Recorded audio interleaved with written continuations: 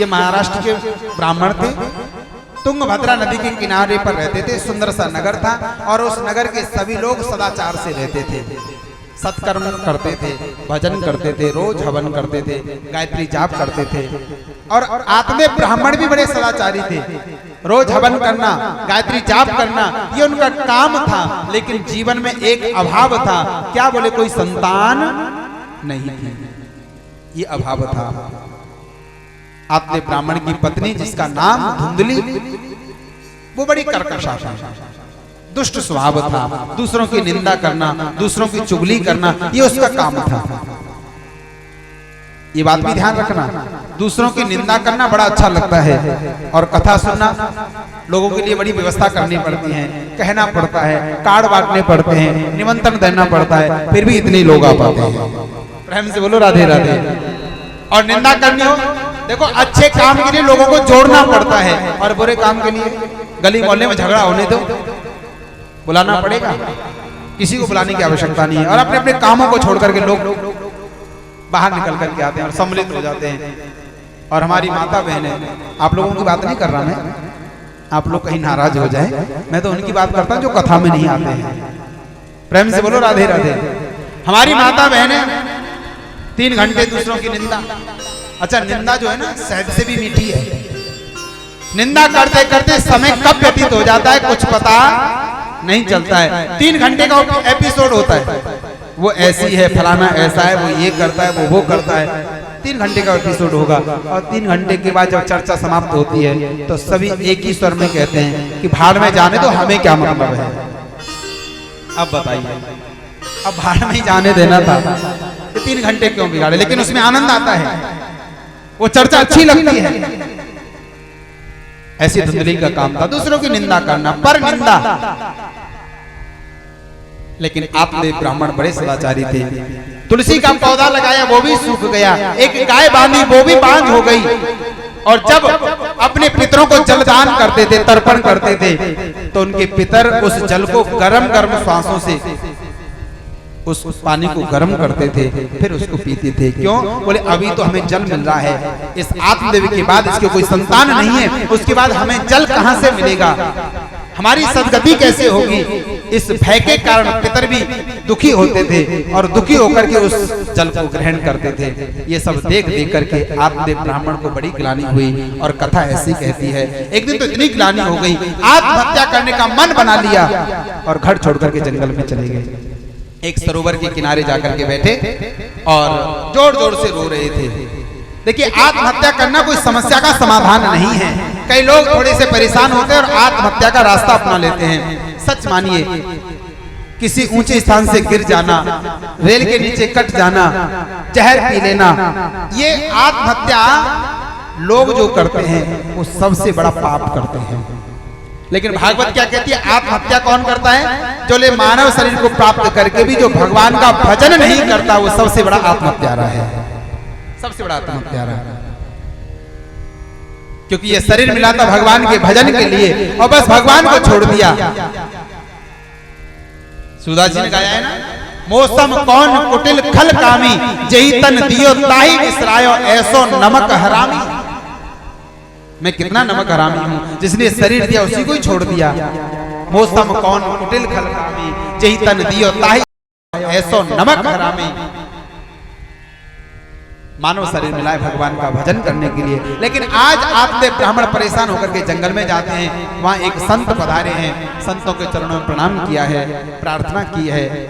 संत ने कहा कि तुम एक जन्म के लिए रो रहे हो, मैंने तुम्हारी भाग्य की रेखा को पढ़ लिया है। सत्य जन्मा बदि तब पुत्रो नैव च, एक जन्म की कौन कहे, तुम्हारे भाग्य में तो 7 जन्मों में भी कोई संतान नहीं है। आपने ब्राह्मण बड़े दुखी हुए, लेकिन संत ने कृपा करी। क्यों? बोले दया बिना है संत कसाई, कृपा करके फल दिया।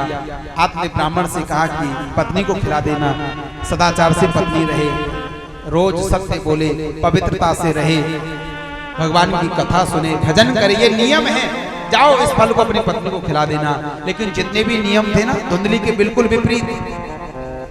लेकिन आपने ब्राह्मण भोले भाले फल लेकर के आए, धुंधली को कहा देवी ये फल खा लो, हमारे घर में भी पुत्र की प्राप्ति होगी, हमारे घर में भी किलकारियां गूंजेंगी, इस फल को खा लो। लेकिन धुंधली ने कहा कि महाराज आप चिंता ना करें, स्नान करने के बाद इस फल को खाऊंगी, आप अपना काम करें, मैं इस फल को खा लूंगी। पत्या पृष्ठम फलम भुक्तम भुक्तम चेती तयोरितम। आपने ब्राह्मण तो अपने काम से निकल गए, लेकिन धुंधली ने वो फल नहीं खाया। पड़ोसी ने आकर के समझाया, फिर भी वो फल नहीं खाया। एवं कुतर्क योगे न, बहुत सारे कुतर्क किए थे, लेकिन उसकी जब छोटी बहन आई धुंधली की, उसने कहा इस फल को बिल्कुल मत खाना। पता नहीं संत ने कौन सा मंत्र पढ़ा होगा, कैसा फल दिया होगा, इस फल की परीक्षा लो, एक गाय को खिला दो और आधे ब्राह्मण के लिए कह देना कि मैंने फल खा लिया है, और देखो मैं गर्भवती हूँ, मुझे जब संतान होगी चुपचाप ला करके मैं तुम्हें दे दूंगी। धुंधली की बात समझ में आ गई और अपनी छोटी बहन के कहने पर वो फल गाय को खिला दिया। पेट से कपड़े बांध लिए, एकांत में रहने लगी। आधे ब्राह्मण ने पूछा, देवी फल खा लिया? पत्या पृष्ठम फलम भुक्तम। बोले हाँ महाराज मैंने फल खा लिया। पति से झूठ बोल दिया है,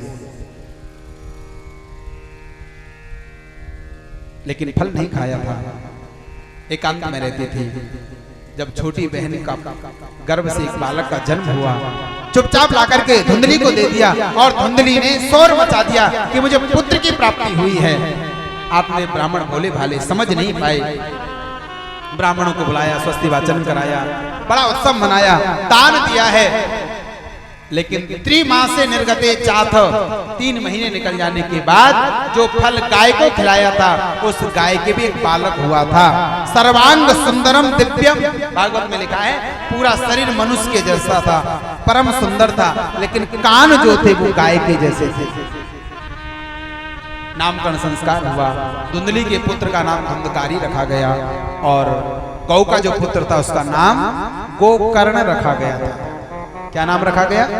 गोकर्ण। लेकिन जब बड़े हुए ख्याति दोनों ने प्राप्त की, लेकिन अंतर क्या हुआ? एक प्रख्यात हुआ, दूसरा कुख्यात हुआ। एक का संस्कार बिगड़ गया और दूसरे ने संस्कार बना लिया। गोकर्ण पंडितो ज्ञानी धुंधकारी महाकल। गोकर्ण जी तो पढ़ लिख करके ज्ञानी बन गए और धुंधकारी महादुष्ट बना, और ऐसा दुष्ट बच्चों को खेलने के लिए ले जाता, कुएं में धक्का देकर के आ जाता था, किसी के घर में आग लगा देना, किसी के यहाँ चोरी करना, मदिरा पीना, ये सब धुंधकारी करने लगा। और बड़ी सुंदर कथा है, एक दिन धुंधकारी मदिरा पी करके घर आया। आपने ब्राह्मण ने समझाया, देखो तुम ब्राह्मण हो और ब्राह्मण को मदिरा पीना शोभा नहीं देता है, छोड़ दो ये मदिरा पीना, ये मेरा मंदिर जैसा घर है, परम पवित्र है, यहाँ रोज हवन होता है, गायत्री जाप होता है। लेकिन धुंधकारी नहीं माना, पिता को ही डांट दिया। अब तो पिताजी दुखी हो गए। आते ब्राह्मण को बड़ी ग्लानि हुई और आज फिर जंगल में जाने के लिए तैयारी करने लगे। बोले अब इस घर में नहीं रहना है, इस घर में बिल्कुल सुख नहीं है, जंगल में जाऊंगा आत्महत्या करके मर जाऊंगा। अब देखो कथा क्या कर रही है, पहले भी जंगल में गए थे मरने के लिए, क्यों? बोले पुत्र नहीं है, और आज फिर मरने के लिए जा रहे हैं, क्यों? बोले ऐसा पुत्र क्यों है?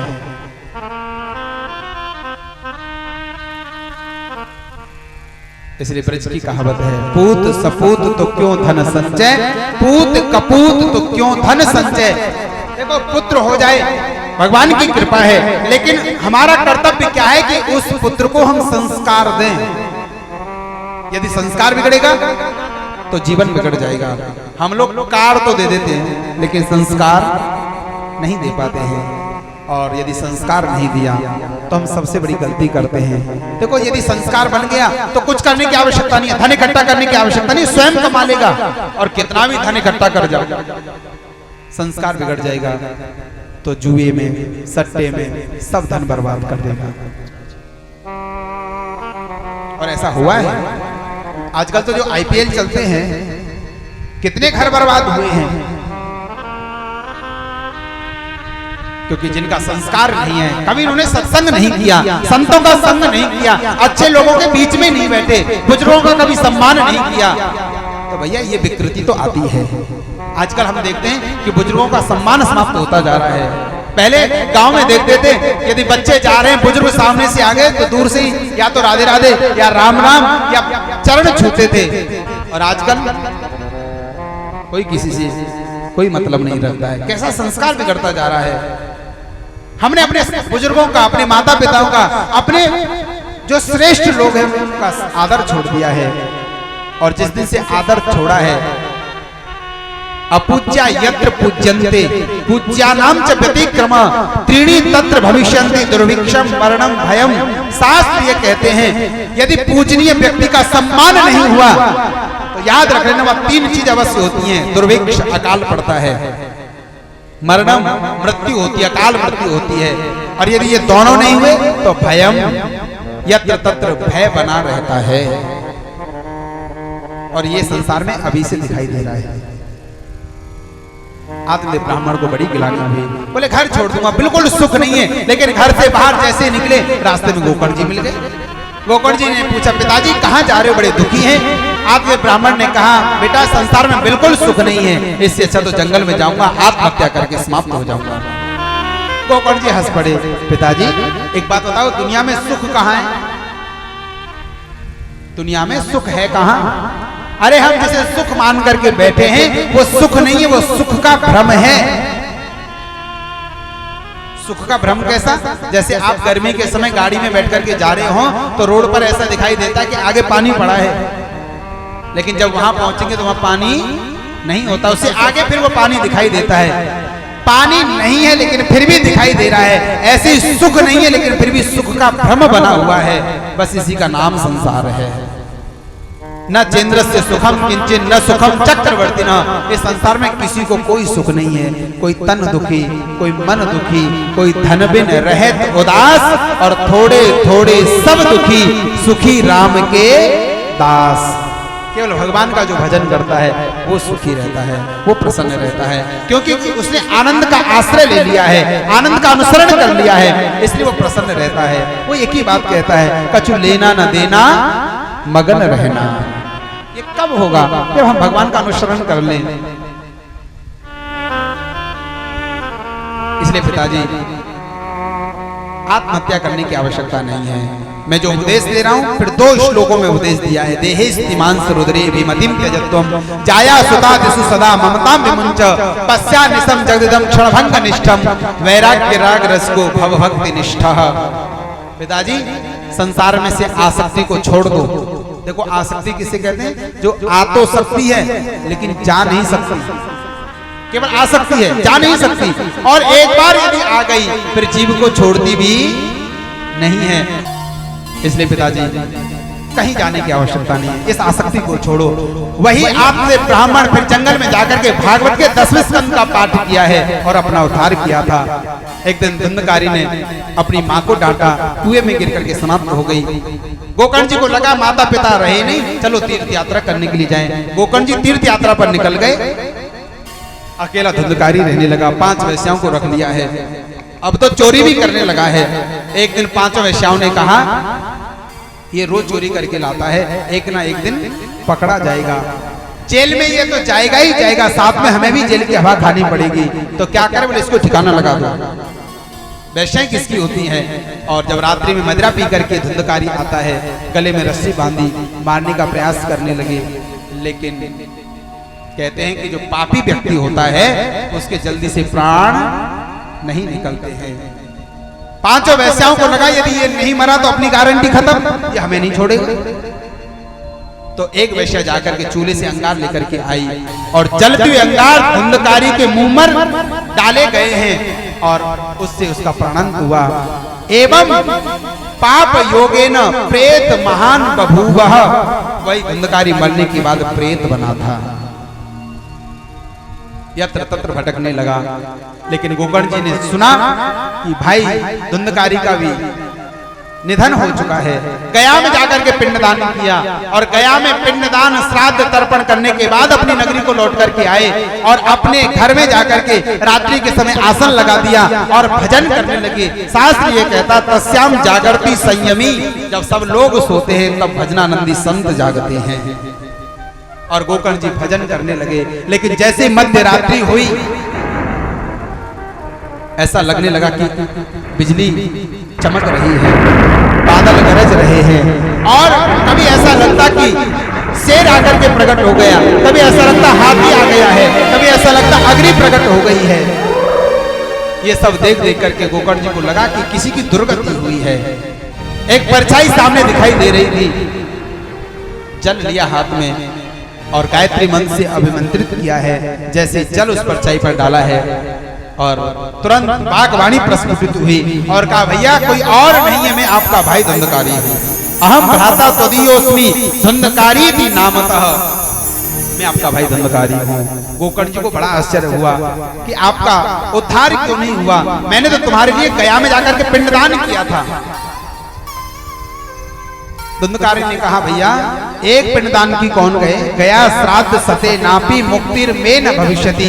आप मेरे लिए 1000 पिंडदान कर दो गया में जाकर के, फिर भी मेरी उद्धार नहीं होने वाला है। क्यों?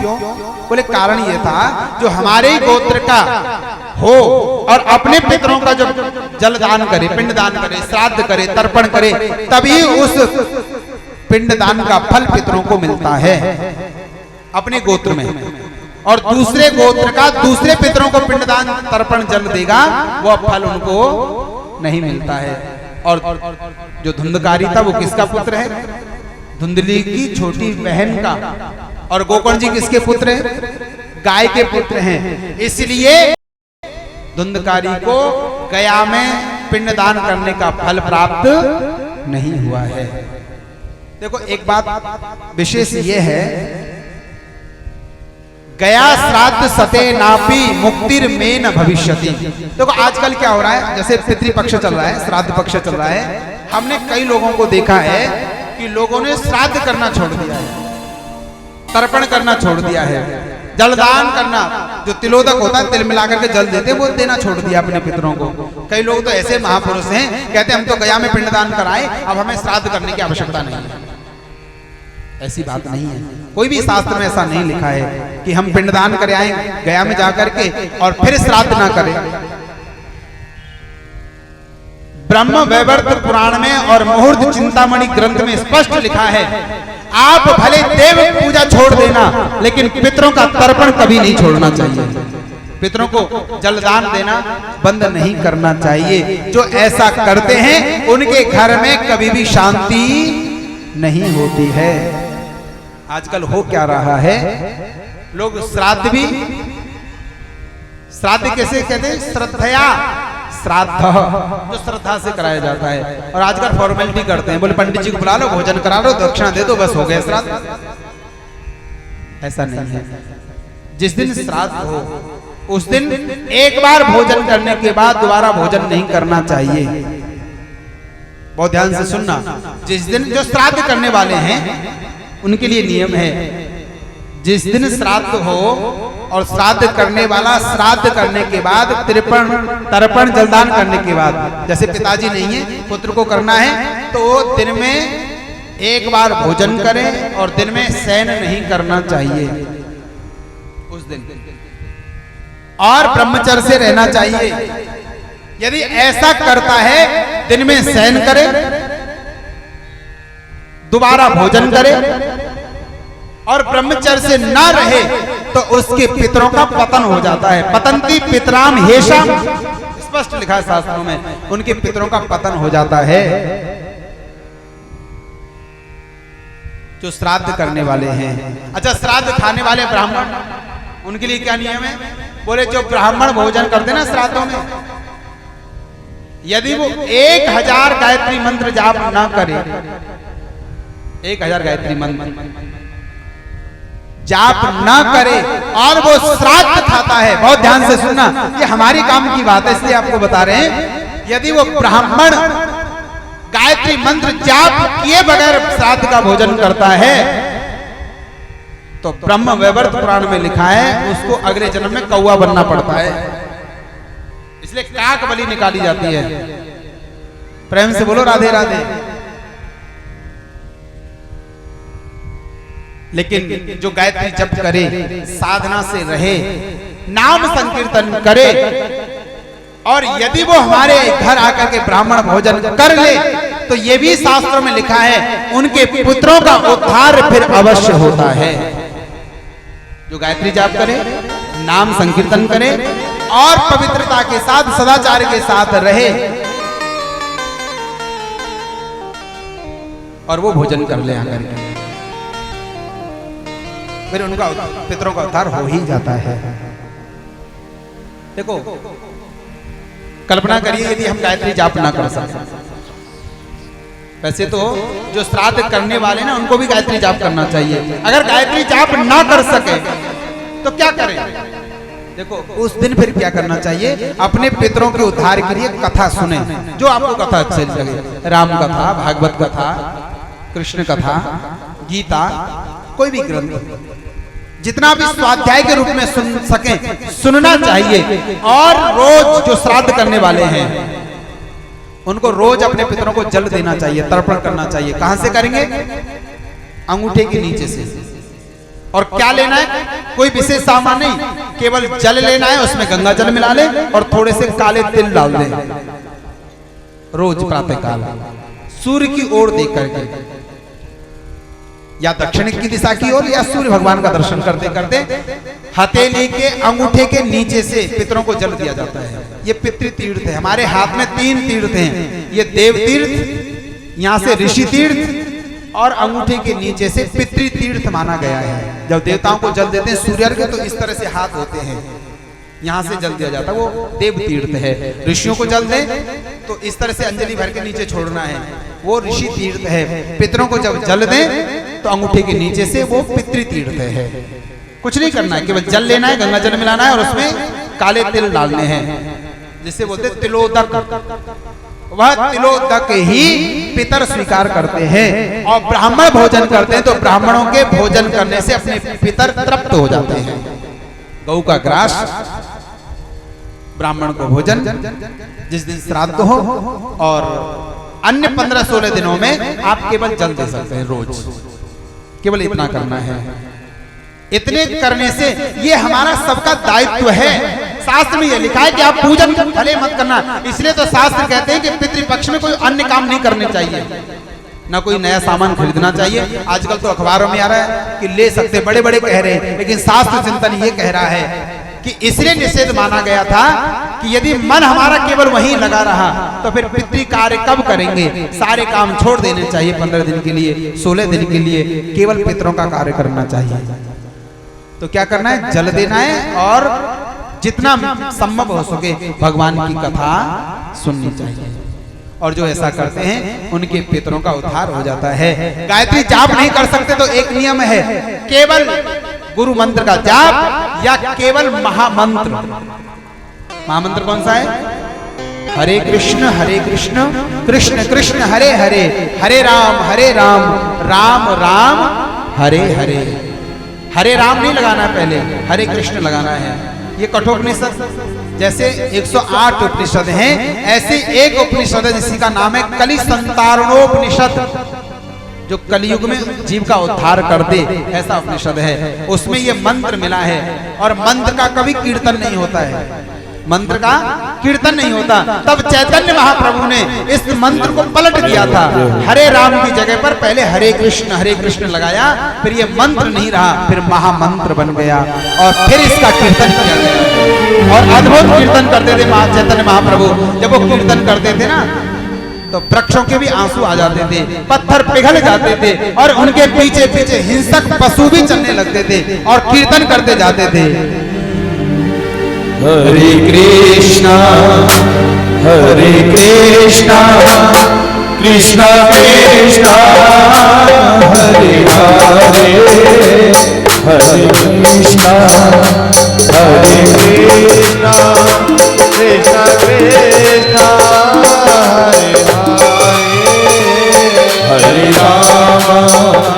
हरे राम राम हरे हरे, हरे राम राम राम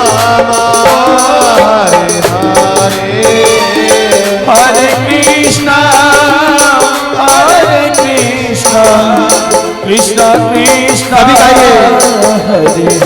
हरे हरे कृष्णा हरे कृष्णा कृष्णा कृष्णा हरे राम हरे राम राम राम हरे हरे हरे राम हरे हरे राम राम। देखो ये पितृपक्ष है, भागवत की कथा सुन रहे हैं। आज पहला दिन है, थोड़ा सा विलंब हुआ है। एक बार अपने पितरों का उद्धार की कामना से दोनों हाथ ऊपर करके चैतन्य महाप्रभु का दर्शन किया है। चैतन्य महाप्रभु जब भी कीर्तन करते थे उनके दोनों हाथ ऊपर होते थे और अर्ध नेत्र बंद होते थे, पूरे नेत्र नहीं, आधे नेत्र बंद होते थे और झूम करके मस्ती के साथ हरे कृष्णा कृष्ण कृष्णा हरे हरे हरे राम जय हो हरे राम राम राम हरे हरे हरे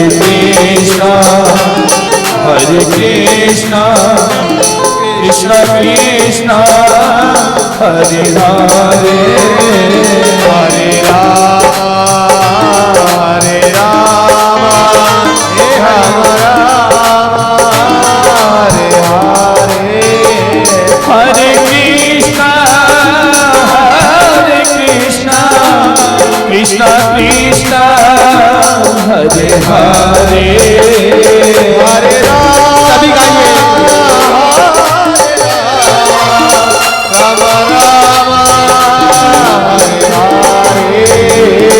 हरे हरे हरे कृष्णा कृष्णा कृष्णा हरे हरे हरे राम जय हो राम हरे हरे हरे कृष्णा कृष्णा कृष्णा हरे हरे हरे राम जय हो हरे राम राम राम हरे हरे हरे कृष्णा कृष्णा कृष्णा हरे हरे हरे राम राम राम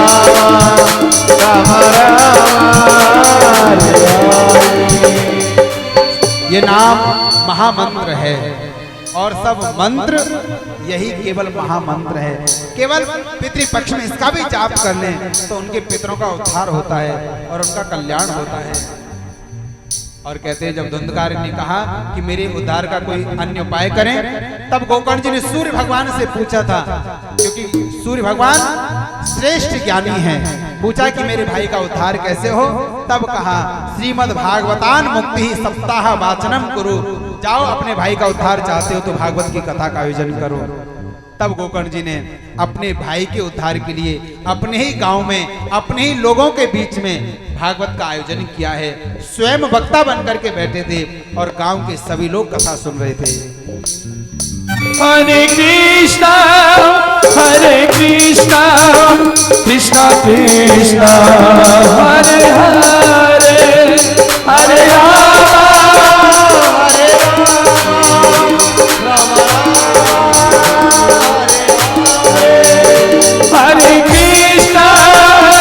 हरे कृष्णा कृष्णा कृष्णा हरे हरे हरे राम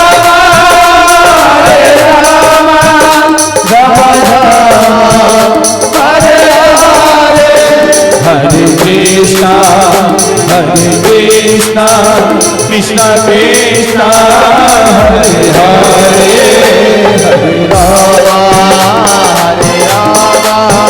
राम राम हरे और हाथ ऊपर करके हरे कृष्णा कृष्णा कृष्णा हरे हरे हरे राम राम हरे हरे। और कथा प्रारंभ हुई। सब लोग कथा सुनने लगे। धुंधकारी प्रेत योनि में था, वायु का रूप लेकर के रहता था। और कहते हैं धुंधकारी जब कथा में गया तो कहाँ बैठे, तो एक 7 गांठ का बांस लगा हुआ था और उस सप्त ग्रंथि बांस में जाकर के बैठ गया। वायु रूप था, जाकर के आसन लगा लिया और पहले दिन की कथा सुनी। पहले दिन की कथा सुनने के बाद जैसे कथा विश्राम हुई, उस बांस की एक गांठ फट गई। दूसरे दिन की कथा सुनी, दूसरी गांठ फटी है। और ऐसे ही करते करते 7वें दिन तो वो बांस फट करके अलग हो गया और उसी में से धुंधकारी प्रकट हुआ और भागवत की महिमा को गाने लगा है। हरे कृष्णा कृष्णा कृष्णा हरे हरे राम हरे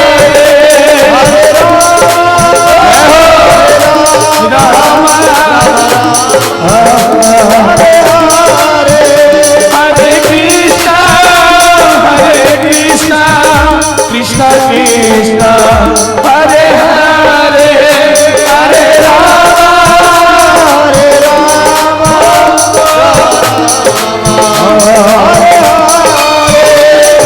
कृष्णा कृष्णा कृष्णा हरे हरे हरे राम राम राम हरे हरे। धुंधकारी सुंदर सा रूप बना करके आया। और कैसा रूप? गले में तुलसी माला, सिर पर मोर मुकुट, कंधे पर पीला पीतांबर, अद्भुत रूप था और भागवत की महिमा को गा रहा था। धन्य भागवती वार्ता प्रेत पीड़ा विनाशिनी। ये भागवत की कथा धन्य है जिसने प्रेत योनि छुड़ा दी और मेरा उद्धार कर दिया। भगवान के पार्षद आए विमान लेकर के और धुंधकारी को बिठा लिया।